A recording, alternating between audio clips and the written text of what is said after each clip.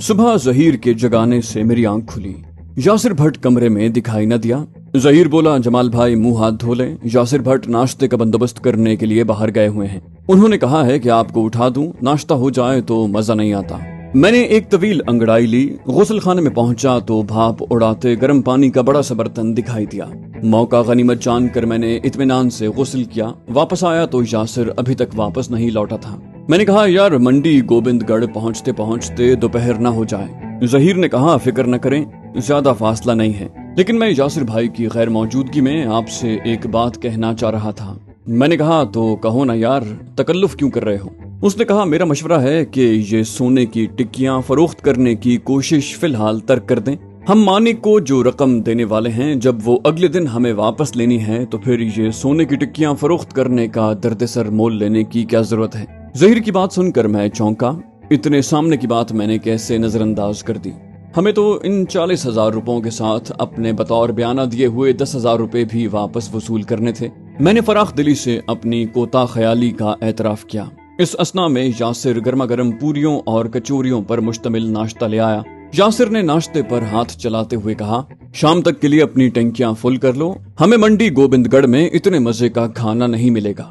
मैंने कहा, यासिर भाई, मंडी गोबिंदगढ़ का प्रोग्राम कैंसिल। अब उन दोनों बहनों को वापस लाने के बाद सोने की टिक्कियों को ठिकाने लगाने का सोचेंगे। मैं नहीं चाहता कि हम अपने मकसद की तकमील से पहले किसी ऐसे बखेड़े में पड़ें जो उन मजलूम लड़कियों की आजादी का मिशन ताखीर का शिकार बना दे। मेरी बात सुनकर यासिर भट्ट ने खुश होकर कहा, भाई यकीन करो, यही मेरी ख्वाहिश थी। इतनी बड़ी रकम का मामला है, खुदा न खास्ता चोर डाकुओं की किसी टोली को सुनगुन मिल गई तो माल के साथ साथ जान के भी लाले पड़ जाएंगे। आजकल आसपास के इलाकों में काफी लूट मार होने लगी है। सुना है 2-3 दिन पहले 2 डाकुओं ने अपने घर जाते एक घुड़सवार को लूट कर मार दिया।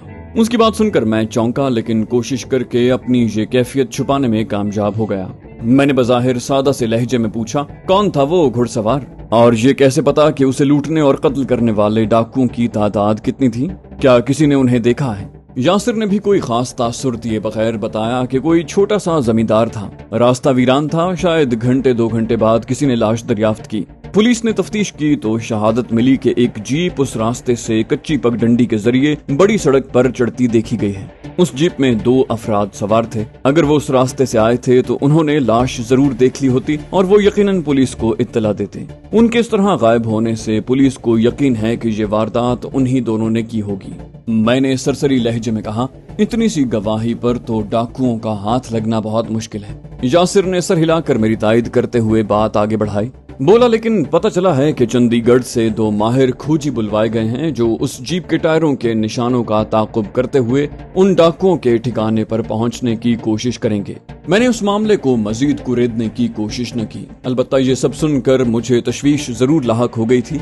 मुझे अपनी परवाह नहीं थी, लेकिन अगर खोजी वाकई उस जीप तक पहुंचने में कामयाब हो जाते तो उसके मालिक अमरदीप सिंह के लिए मुश्किलात खड़ी हो सकती थी। तभी मुझे एहसास हुआ कि टूटी हुई विंडशील्ड वाली जीप पर घूमना भी मुझे मशकूक बना सकता है। लिहाजा मैंने फैसला किया कि जल्द अज जल्द विंडशील्ड में नया शीशा जुड़वा लूंगा और मौका मिलते ही ये जीप अमरदीप के हवाले करके उसे पूरी सूरत हाल से आगाह और खबरदार कर दूंगा। नाश्ते के बाद यासिर मतलूबा रकम के बंदोबस्त के इरादे से रुखसत हो गया। तन्हाई होने पर मैंने कुछ गौर व फिक्र के बाद जहीर को अलग सिंह और अमरदीप वाले मामले में राजदार बनाने का फैसला किया।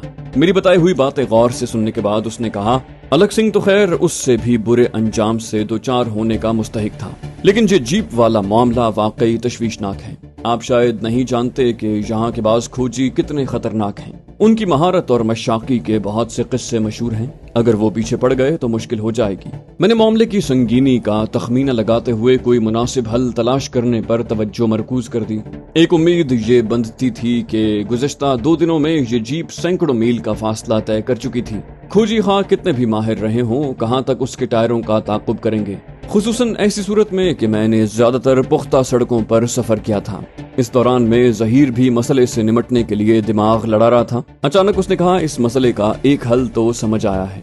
मैंने जल्दी से पूछा, वो क्या? जहीर ने कहा, मेरा ख्याल है नासिर भट्ट के पास मौजूद जीप के टायर अगर इस जीप में लगा दिए जाएं तो खोजियों के सारे किए किराए पर पानी फिर सकता है। नासिर अपनी जीप में नए टायर लगवा देगा और इस जीप के टायरों को हम गोदाम में कहीं फेंक देंगे। जहीर की बात मेरे दिल को लगी, लेकिन फिर मुझे एक ख्याल आया।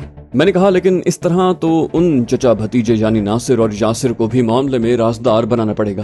ظہیر نے بے پرواہی سے کہا، میں اس میں کوئی حرج نہیں سمجھتا، ان دونوں کو میں اچھی طرح آزما چکا ہوں، یہ ہرگز ہمارے بدخواہ نہیں ہیں۔ مجھے کچھ ہچکچاہٹ محسوس ہوئی لیکن فی الحال یہی سب سے بہتر راستہ لگ رہا تھا۔ ہم دونوں یاسر بھٹ کا انتظار کر رہے تھے، لیکن جب اس کی جلد آمد کے کوئی آثار نظر نہ آئے تو ہم نے باہم مشورے سے یہ طے کیا کہ اپنے میزبان کے واپس لوٹنے کا انتظار کیے بغیر ظہیر منڈی گوبند گڑھ روانہ ہو جائے اور ناصر کو اعتماد میں لے کر جیپ کے ٹائروں کی تبدیلی والا معاملہ نمٹائے۔ اگر یہ بات کل شام سمجھ میں آ جاتی تو ناصر سے یہی بات کر لیتے، شاید وہ جیپ پر ہی یہاں آیا ہوگا۔ لیکن پھر یاد آیا کہ کھوجیوں والی بات یاسر نے ہمیں ناصر کے منڈی گوبند گڑھ روانہ ہونے کے بعد بتائی تھی۔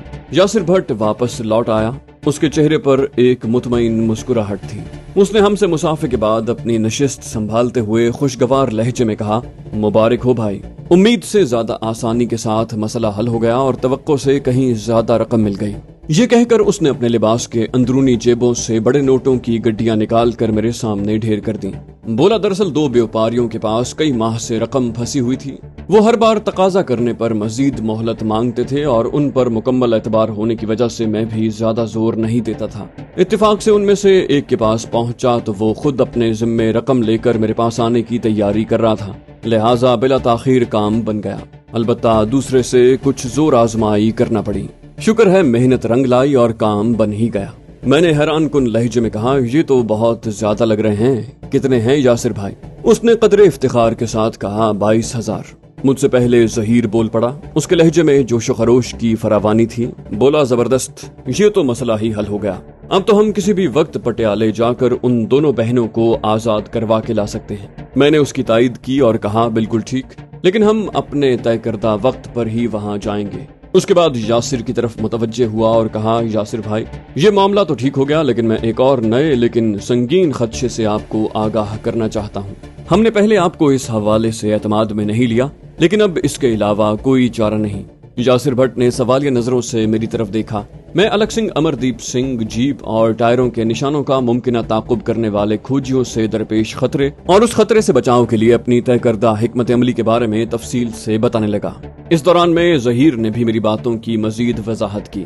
یہ سب سنتے ہوئے یاسر بھٹ کے چہرے پر پہلے حیرت، پھر جوش اور آخر میں تشویش کے تاثرات نمودار ہوتے دکھائی دیے۔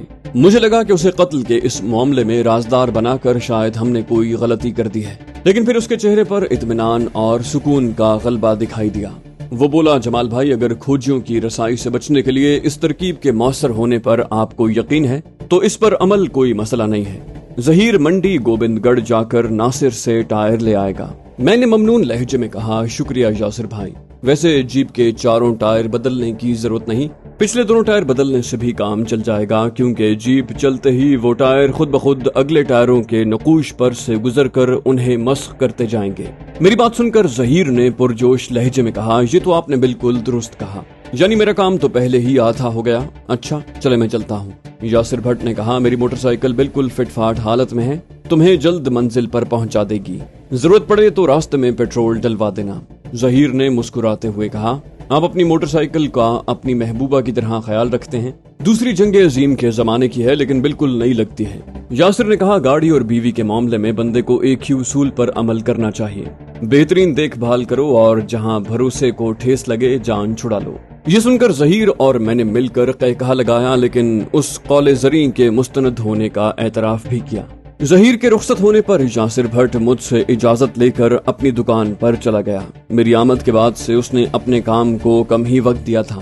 تنہائی ہونے پر بہت دنوں کے بعد مجھے اپنے بارے میں سوچنے کا موقع ملا۔ رقم کے عوض رخسانہ اور جمیلہ کی رہائی کا معاملہ تو اب بظاہر آسان لگ رہا ہے، لیکن ان دونوں کی کشمیر منتقلی یقینی بنانے کے بعد کا مرحلہ ہرگز آسان نہیں۔ اپنی ادا کردہ رقم واپس حاصل کرنے کے لیے مانک کے ٹھکانے پر دھاوا بولنا جان جوکھوں کا کام ہے۔ اپنی دولت کی حفاظت یقینی بنانے کے لیے اس نے ہر ممکن اقدامات کیے ہوں گے جن کا ہم پر اسی وقت انکشاف ہوگا۔ یہ کوشش ظہیر اور میرے لیے جان لیوا بھی ثابت ہو سکتی ہے۔ میں نے ان اندیشوں کو اگلے ہی لمحے لاپرواہی سے جھٹک دیا۔ ظہیر تو پہلے ہی ہر قدم پر موت سے پنجے لڑا رہا ہوتا ہے اور میں بھی جان ہتھیلی پر رکھ کر ہی گھر سے نکلا ہوں۔ ہم دونوں جانتے ہیں کہ یہ پرخطر سفر کسی وقت بھی اپنے انجام کو پہنچ سکتا ہے۔ یہ زندگی کشمیر کی آزادی کے مقصد کی خاطر کام آ جائے، اس سے بڑی سعادت کیا ہو سکتی ہے؟ سوچتے سوچتے میرے خیالات کی رو گھر والوں کی طرف چلی گئی۔ میں ایک کے بعد ایک مختلف بکھیڑوں میں اتنا الجھا رہا تھا کہ امی ابو اور اپنی لاڈلی نخریلی بہن تہمینہ سے کسی بھی قسم کے رابطے کا موقع نہیں مل سکا تھا۔ وہ تو شکر ہے کہ میں نے ہمت کر کے ابو جی کو اعتماد میں لے لیا تھا، ورنہ میرے لگ بھگ لاپتہ ہو جانے سے پورا گھر سخت پریشان ہو جاتا۔ ابو جی یقیناً انہیں تسلی دے کر کچھ نہ کچھ مطمئن کر دیتے ہوں گے۔ پھر مجھے خیال آیا کہ ابو جی اپنی اہلیہ اور بیٹی کو تو شاید کسی نہ کسی طرح دلاسا دے دیتے ہوں گے، خود ان کے دل کی حالت کیا ہوگی؟ انہیں تو اچھی طرح پتا ہے کہ میں جان داؤ پر لگانے کے لیے ان سے رخصت ہوا ہوں۔ سرحد پار کرتے ہی ہر موڑ پر خطرات کے مگرمچھ منہ کھولے میرے قدم لڑکھڑانے کے منتظر ہوں گے۔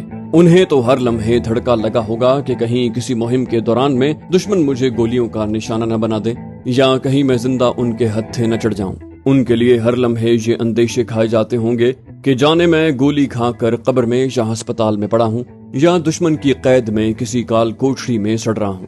یہ خیال آنے پر تو نوالا حلق سے اتارنا اور 2 پل چین کی نیند سونا ان کے لیے مشکل ہو جاتا ہوگا۔ انہوں نے میرے اصرار پر میری بات مان تو لی، لیکن مجھے اجازت دیتے ہوئے ان کے دل پر کیا گزری ہوگی یہ وہی سمجھ سکتے ہیں۔ میں جانتا تھا کہ ابتدائی چند دن تو امی جان نے جیسے تیسے گوارا کر لیا ہوگا، لیکن اس کے بعد انہیں اپنے لاڈلے بیٹے کی جدائی نے تڑپانا شروع کر دیا ہوگا، اور وہ میری حمایت میں ابو جی کو قائل کرنے پر خود کو دن رات لان تان کرتی ہوں گی۔ اور رہی وہ میری چہیتی بہن تہمینہ، اس نے پہلے دن سے اتنے دن تک گھر سے دور رہنے کے خیال پر ہی بھرپور احتجاج کیا تھا۔ اس نے تو گلے شکووں اور تانوں سے امی ابو کی زندگی اجیرن کر دی ہوگی، جنہوں نے مجھے اپنی مرضی چلانے کی اجازت دی تھی، جبکہ اکیلے میں وہ مجھے یاد کر کے چپکے روتی ہوگی۔ یہ سب سوچ کر میرا دل اداس ہو گیا۔ میں نے دھیان بٹانے کے لیے چھاجلی کے سردار گھرانے کے بارے میں سوچا۔ یقین سے کہنا مشکل ہے کہ امردیپ نے اپنے گھر والوں کو اپنے پھوپھا الک سنگھ کے کرتوتوں اور اس کے عبرتناک انجام کے بارے میں بتایا ہوگا یا نہیں۔ میرا اندازہ تھا کہ اس نے اگر زبان کھولی بھی ہوگی تو زیادہ سے زیادہ اپنے والدین، بھائی اور بھابھی کو اعتماد میں لیا ہوگا۔ یہ سب جان کر ان کی کیا کیفیت ہوئی ہوگی، اس کا بھی صرف قیاس ہی کیا جا سکتا ہے۔ بزرگ سردار کے علاوہ باقی سارے گھر والے الک سنگھ کے بارے میں کوئی زیادہ خوشگوار رائے نہیں رکھتے، لیکن وہ اس حد تک برا انسان نکلے گا یہ تو ان کے وہم و گمان میں بھی نہیں تھا۔ ایسے میں اگر مجھے اس گھر میں واپس جانے کا موقع ملا تو شاید کچھ اور ہی انداز میں استقبال ہوگا۔ ٹھنڈے موسم میں آرام دہ ماحول نے نہ جانے کب انہی سوچوں کے درمیان مجھے تھپک تھپک کر سلا دیا۔ دھیمی آواز میں کئی لوگوں کی بات کرنے کی آواز سے میری آنکھ کھلی۔ حواس پوری طرح بیدار ہونے پر میں نے دیکھا کہ کمرے میں یاسر اور ظہیر کے علاوہ ناصر بھی موجود ہے۔ وہ تینوں بے تکلفی سے آپس میں باتیں کر رہے تھے۔ ناصر مجھ سے انتہائی گرم جوشی سے ملا۔ رسمی سلام دعا کے بعد میں نے سوالیہ نظروں سے ظہیر کی طرف دیکھا، لیکن اس کی بجائے ناصر نے وضاحت کی۔ بولا، جمال بھائی، میری ظہیر سے تفصیلی بات ہوئی ہے۔ جیپ کے ٹائر بدلنا کوئی مسئلہ نہیں ہے، لیکن میرا مشورہ ہے کہ آپ دونوں کو اس بکھیڑے میں پڑنے کی ضرورت نہیں ہے، کیونکہ ہمارے پاس اس سے زیادہ محفوظ اور جھنجھٹ سے پاک حل موجود ہے۔ ناصر کے خاموش ہونے پر میں نے سوالیہ نظروں سے مزید وضاحت طلب کی۔ اس نے مسکراتے ہوئے کہا، آپ کو یہ خطرہ ہے نا کہ پولیس کھوجیوں کے ذریعے آپ کی جیپ تک پہنچ سکتی ہے، لیکن اگر آپ کی جیپ نظروں میں آ چکی ہے تو ٹائر بدلنے کے باوجود اسے پہچانا جا سکتا ہے۔ اس خطرے سے بچنے کا آسان اور بہترین طریقہ یہ ہے کہ آپ لوگ اپنی جیپ میں ادھر ادھر پھرنے کا خطرہ مول لینے کی بجائے بے فکری سے میری جیپ استعمال کریں۔ میرے پاس بھی CJ5 ماڈل کی جیپ ہے، انجن اور باڈی بھی بہترین کنڈیشن میں ہے۔ ناصر نے بلا شبہ بہترین عمدہ تجویز پیش کی تھی۔ ٹائر بدلنا واقعی درد سر تھا اور اس کے بعد بھی بلا شبہ ہم جیپ شناخت کر لیے جانے کے خطرے کی زد میں تھے، لیکن ہم جو مزید کارروائیاں کرنے کا ارادہ رکھتے تھے اس کے دوران میں ناصر کی جیپ بھی پولیس کی نظروں میں آنے کا خدشہ موجود تھا، جو کسی طرح بھی مناسب بات نہ تھی۔ ناصر گویا میرے چہرے سے میرے خیالات پڑھ رہا تھا۔ اس نے جھٹ سے کہا، بھائی تم فکر نہ کرنا کہ میری جیپ پکڑی گئی یا اسے کوئی نقصان پہنچا تو کیا ہوگا، ایسی دسیوں گاڑیاں آپ دونوں کے سر پر قربان، بے فکر ہو کر استعمال کریں اور جب ضروری سمجھیں کہیں بھی کسی بھی حالت میں چھوڑ کر آگے بڑھ جائیں، ہم خود نمٹ لیں گے۔ اتنے بڑے مقصد کے مقابلے میں ان معمولی چیزوں کی اوقات ہی کیا ہے بھائی۔ यासिर ने भी अपने भतीजे की पुरजोर तायद की। बोला, आप दोनों हमारी फिक्र न करें, हम हर सूरत हाल से निपटना जानते हैं। आपकी जीप यहाँ हमारे पास मौजूद रहेगी। अगर पुलिस खोजियों की मदद से यहाँ पहुंच भी गई तो उनका सामना करना हमारा दर्द-ए-सर है। मैंने मशवरा तलब नजरों से जहीर को देखा।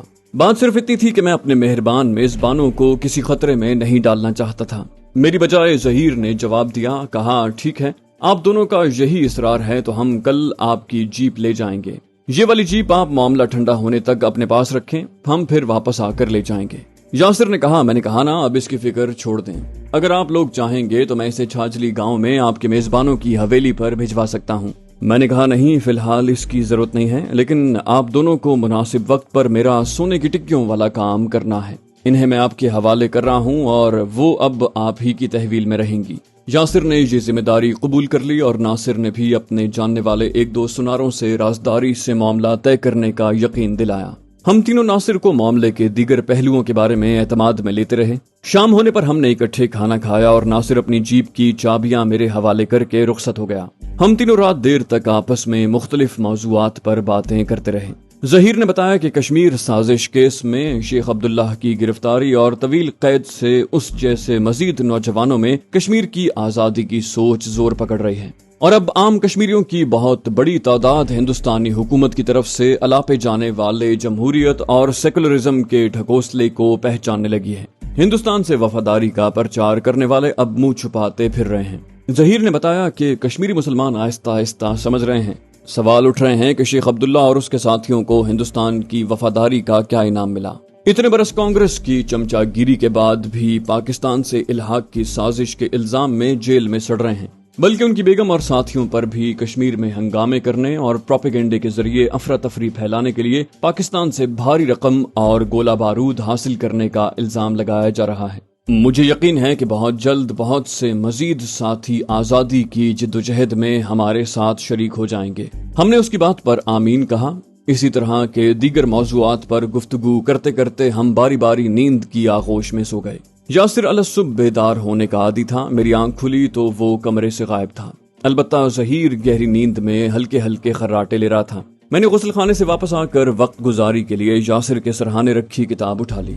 वो कसरत शराब नोशी के बायस मुख्तसर उम्र में भस्म हो जाने वाले 16 सिफत शायर असरारुल हक मजाज का मजमुआ कलाम आहंग था। मुझे यासिर जैसे बज़ाहिर खालिस कारोबारी का शायरी का इतना आला ज़ौक़ रखने पर हैरत हुई। कराची में मेरे पास भी मजाज की शायरी का ये इब्तिदाई शाहकार मौजूद था। मैंने सफात पलटकर अपनी पसंदीदा नज़म आवारा खोली जो उस हंगामा खेज रात अमरदीप ने जीप के सफर के दौरान मुझे सुनाई थी। मैं अभी आखिरी शेर पर पहुंचा था कि बहराहट हुई। मैंने महज इस्तरारन किताब उसकी जगह पर वापस रख दी। उसी वक्त यासिर नाश्ता उठाए कमरे में दाखिल हुआ। बोला, ओ मेरे जवानों, उठो और नाश्ते पर टूट पड़ो, इससे पहले कि ये ठंडा होकर हमसे गिला करे। उसकी आवाज सुनकर जहीर उठ बैठा और फिर मुंह हाथ धोने चल दिया। यासिर ने खाना दस्तरखान पर सजाते हुए मुझे बताया। बोला, मैंने आपकी जीप में मौजूद तमाम सामान नासिर वाली जीप में मुंतकिल कर दिया है। शॉटगन और इजाफी कारतूस पिछले हिस्से में एक बक्स में मौजूद हैं। मैंने पूछा, जीप के पिछले हिस्से पर किस तरह का छाता है? उसने बताया कि अच्छे रैगजीन का कवर है, अगले दरवाजे भी उसी से ढके हुए हैं। मैंने कहा, मेरे पूछने का मकसद ये है कि क्या पिछले हिस्से में मौजूद अफराद को बआसानी देखा जा सकता है? उसने कुछ सोचकर नफी में सर हिलाया। बोला, दोनों तरफ और पीछे शफाफ रोशनदान तो मौजूद हैं, लेकिन मुंह लगाकर अंदर झांके बगैर कोई भी दिखाई देना मुश्किल है। मैंने खुश होकर कहा, बस तो फिर काम बन गया। बिल्कुल ऐसा ही बंदोबस्त तो चाहिए था हमें। इस असना में जहीर भी मुंह हाथ धोकर वापस आ गया। हमने मिलकर नाश्ता किया। उसके बाद यासिर अपनी दुकान खोलने चला गया। मैंने जहीर के साथ मिलकर 40,000 रुपए गिनकर मोटी मोटी गड्डियों को तकिए के सुर्ख रंग के एक गिलाफ में लपेटकर उस पर डोरी लपेट दी। हमारी रवानगी में अभी कई घंटे थे, लेकिन अब हम अपने मिशन के लिए पूरी तरह तैयार थे। मुझे बखूबी अंदाजा था कि आसाबी तनाव की वजह से दोपहर के बाद तक का ये वक्त गुजारना मुश्किल होगा। कुछ ऐसी ही कैफियत जहीर की भी रही होगी। उसने शायद महज वक्त गुजारी के लिए फिल्मी सितारों के माशकों का जिक्र छेड़ दिया। नरगिस और राज कपूर, दिलीप कुमार और मधुबाला, वहीदा रहमान और देवानंद। मैं हत्तुल इम्कान दिलचस्पी का मुजाहिरा करता रहा, लेकिन मेरा जहन बार बार अपने मिशन की तरफ लौट जाता। आसाबी कशीदगी बढ़ने पर बिलाखिर मैंने ऊँघने का नाटक किया, लेकिन फिर सचमुच मेरी आंख लग गई। जहीर ने धीरे से जगाया तो देखा सूरज मगरिब की तरफ झुकने में अभी कुछ देर थी। تاہم ظہیر پہلے ہی پوری طرح تیار نظر آیا۔ یاسر بھی وہاں موجود تھا۔ میں منہ ہاتھ دھو کر واپس آیا تو اس نے بتایا کہ میں نے منڈی گوبند گڑھ میں گودام سے ملحق اپنے مکان کو مہمان خواتین کے قیام کے لیے بالکل تیار کروا دیا ہے۔ وہاں ایک خادمہ 24 گھنٹے موجود رہے گی۔ ان دونوں کی کشمیر منتقلی کے لیے آپ اطمینان سے ناصر کے ساتھ مل کر پروگرام بنا لیں۔ میں نے کہا اس کا مطلب ہے کہ ہمیں ان دونوں کو یہاں لانے کی بجائے منڈی گوبند گڑھ لے کر جانا ہوگا۔ میری بات سن کر یاسر نے اسبات میں سر ہلایا، بولا وہاں ہمارا اپنا باقاعدہ گھر موجود ہے جو عموماً خالی ہی رہتا ہے کیونکہ ناصر اکثر اپنی آڑت خانے کے اوپر بنے کمرے میں سو جاتا ہے۔ اگر آپ لوگ چاہیں تو یہاں بھی الگ گھر کا بندوبست ہو سکتا ہے۔ میں نے کہا نہیں، یہ تو بہت اچھی بات ہے، خصوصاً خدمتگار خاتون کی موجودگی میں وہاں وہ زیادہ مطمئن رہیں گی۔ ناصر نے کہا آپ کا ٹکیوں والا معاملہ بھی ایک آدھ دن میں مناسب انداز میں طے ہو جائے گا، پہلے آپ اصل ذمہ داری کامیابی سے مکمل کر لیں۔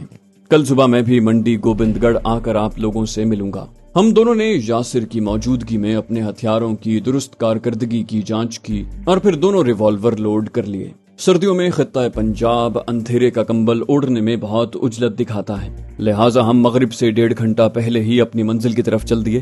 گاڑی میں چلا رہا تھا۔ ناصر کی جیپ کارکردگی اور طاقت کے اعتبار سے امردیپ کی جیپ سے اگر زیادہ نہیں تو کم بھی نہیں تھی۔ فرق صرف اتنا تھا کہ اس گاڑی کی سجاوٹ میں آرام و آسائش کا خصوصی اہتمام نمایاں تھا، خصوصاً پچھلی نشستوں پر موجود چرمی گدیاں بہت نرم و گداز دکھائی دے رہی تھیں۔